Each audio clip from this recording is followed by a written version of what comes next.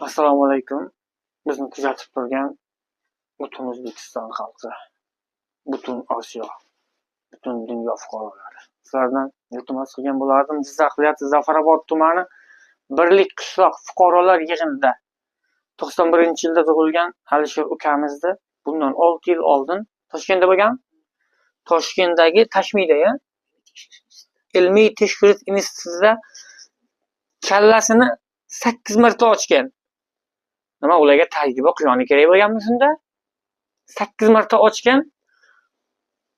Ko'zi ko'rardi, xira ko'ragan. Lekin o'shandan keyin umuman ko'z ko'rmay qo'ygan. Kallaga apparat o'rnatilgan, ko'zi ko'rmay qo'ygan. Ey inson, ey birodar, opani gapini eshitib yig'lagim keldi. Oddiy bitta Jizzaxga boryapti. Masjid, qaysi masjid dedik? Qo'shchinor masjidiga boryapti. Ehson so'rab, bolamni ko'zi ko'rmay qo'ygan. 6 yildan beri ko'zi ko'r. Qo'shchinor masjidining imomi opaga 1 oy dokument qildiryapti.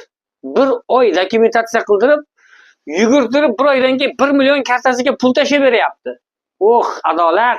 Adolat zo'r lekin. Opani qayerdagi nima deydi?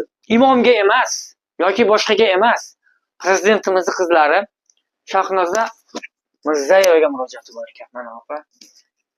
Men iltimos qilardim Shahnoza Mirziyoyevadan, shu o'g'limni ko'rib turgan bo'lsa, shu YouTube'ga kirsa, men shu bolamga yordam berishini, mablag' tomonidan shu Hindistonga borib davolanishiga juda ham iltimos qilardim. Agar shu bolam yaxshi bo'lib ketsa, shunday xursand bo'lardi.